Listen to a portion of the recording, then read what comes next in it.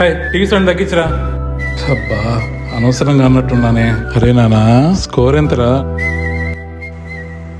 ఒకప్పుడు నేను ఇంటికి రాగానే నా కోసం నువ్వు పరిగెత్తుకొని వచ్చేవాడివి, కానీ ఇప్పుడు నువ్వున్న చోటికి నేను వస్తేనే నువ్వు బయటికి వెళ్ళిపోతున్నావు.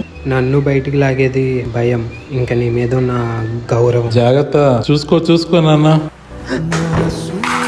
చెప్పాను కదరా చూసుకోమని. బుర్రా బుద్ధి లేదా నీకు అసలు? ముందు నేను తిడతాను, మళ్ళీ నాలో నేనే బాధపడతాను. అసలు ప్రేమ ఎందుకు చూపించుకోలేను, కోపాన్ని ఎందుకు దాచుకోలేను?